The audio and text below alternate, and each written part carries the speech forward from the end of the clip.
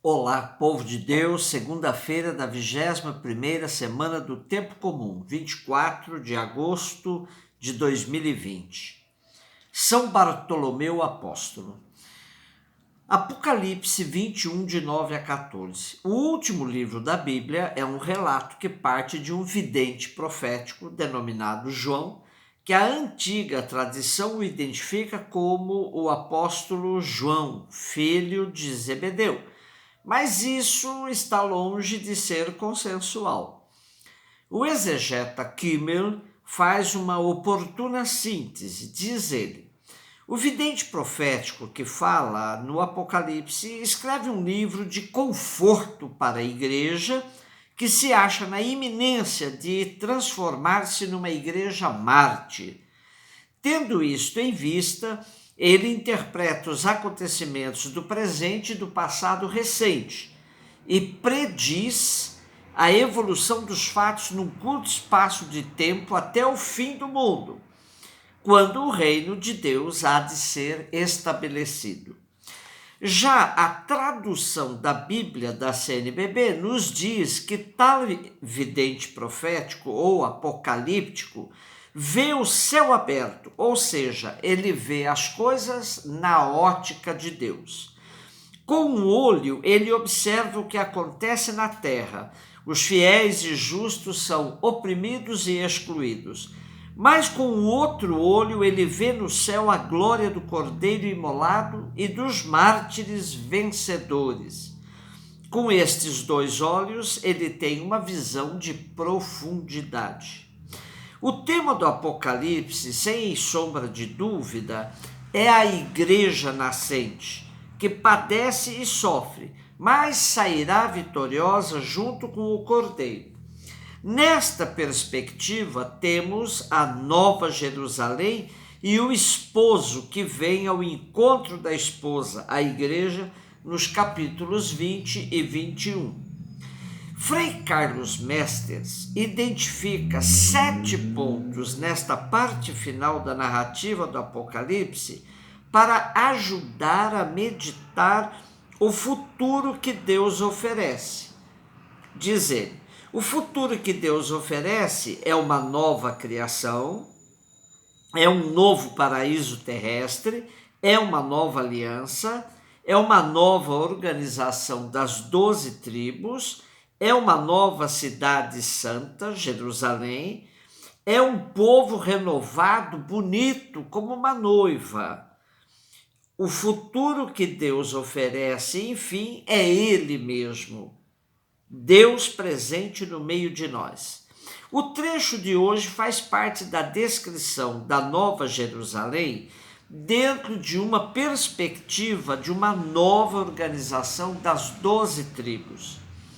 Frei Carlos continua, a organização interna e fraterna e igualitária do povo começou lá no deserto, depois da saída do Egito, foi retomada pelo povo das comunidades em oposição ao império, e aqui, no futuro que Deus oferece, ela aparece plenamente depois que o império foi derrubado pelas pragas da história e pelo julgamento de Deus.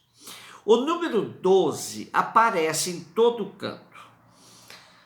É uma marca registrada da nova criação. 12 portas, 12 anjos, 12 tribos, 12 alicerces, 12 apóstolos, 12.000 estádios, 12 vezes 12 côvados, 12 tipos de pedras preciosas, 12 pérolas, 12 colheitas ao ano da árvore da vida. É a organização perfeita do povo, simbolizada na perfeição da cidade santa. No meio desse povo fiel já não há infidelidade, nem preguiça, nem corrupção, nem assassinato, nem impureza, nem magia, nem culto aos falsos deuses, nem mentira. Tudo isso foi derrotado. A fidelidade venceu pela observância dos mandamentos de Deus. e no fundamento da muralha dessa nova cidade tinha 12, os nomes dos 12 apóstolos do Cordeiro. Bartolomeu ou Natanael, tanto faz, é também contado como fundamento da nova cidade. João 1, 45, 51. Antes da análise do nosso texto, é bom ressaltar que uma tradição antiga identificou Natanael com Bartolomeu. Muitos pensam que não foi um dos 12, o Natanael. Nosso texto de hoje começa fazendo uma referência a Moisés e aos profetas, o que corresponde à totalidade da escritura para os judeus da época. É assim que Filipe apresenta Jesus para Natanael. Achamos aquele de quem Moisés escreveu na lei e que os profetas anunciaram. Porém, a segunda parte da apresentação afirma: é Jesus de Nazaré, filho de José, o que suscita a desconfiança de Natanael, que interroga: pode porventura vir coisa boa de Nazaré?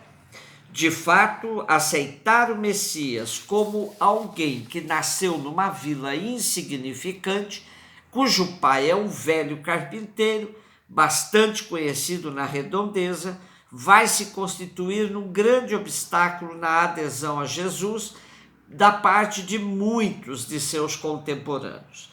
Mas não só para os daquele tempo, até hoje, aceitar Jesus como pobre filho do carpinteiro, nascido na vilazinha de Nazaré, é obstáculo para a grande parte dos movimentos espiritualistas que preferem vê-lo como rei grandioso, ao qual nada é impossível. Frente à incredulidade de Natanael, Filipe retrucou: vem e vê. Esse convite de Filipe inclui uma disposição para sair do lugar onde se está e ir ao encontro de Jesus, e por outro lado, ver é como que constatar com os próprios olhos. Mas antes de qualquer reação de Natanael, Jesus se adianta e diz: eis um verdadeiro israelita no qual não há falsidade. E Natanael pergunta-lhe: de onde me conheces? Responde Jesus: antes que Filipe te chamasse, eu te vi quando estavas debaixo da figueira. A reação de Natanael é uma incógnita para nós, pois somente pelo fato de Jesus ter dito isso já provoca uma profissão de fé surpreendente de Natanael. Mestre, tu és o Filho de Deus, tu és o Rei de Israel?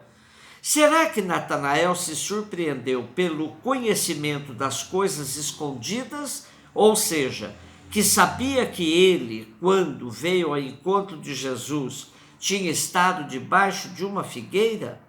Daí se entende quando Jesus lhe replica: porque eu te disse debaixo que te vi debaixo da figueira, crês? Verás coisas maiores do que esta. O versículo final é uma clara referência à experiência de Jacó, que sonhou com uma escada que se erguia sobre a terra e o seu topo atingia o céu, e anjos de Deus subiam e desciam por ela. Jesus fala a Natanael: em verdade vos digo, vereis o céu aberto e os anjos de Deus subindo e descendo sobre o Filho do Homem.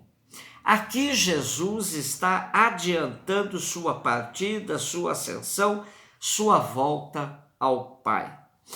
Bartolomeu, também chamado Natanael, foi um dos 12 primeiros apóstolos de Jesus, e é assim descrito nos evangelhos de João, Mateus, Marcos e Lucas, e também nos Atos dos Apóstolos.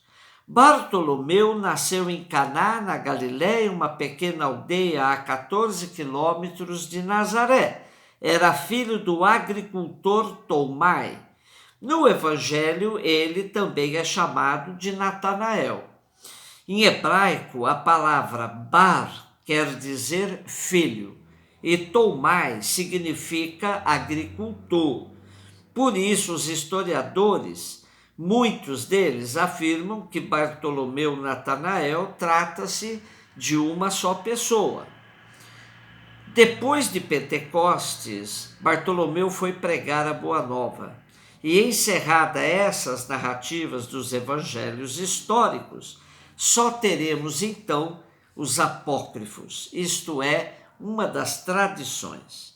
Mas para concluir, podemos dizer que a figura de São Bartolomeu, mesmo sendo escassas as informações acerca dele, permanece, contudo, diante de nós para nos dizer que a adesão a Jesus pode ser vivida e testemunhada também sem cumprir as obras sensacionais. Extraordinário é e permanece o próprio Jesus, ao qual cada um de nós está chamado a consagrar a própria vida e a própria morte. Um beijo no seu coração.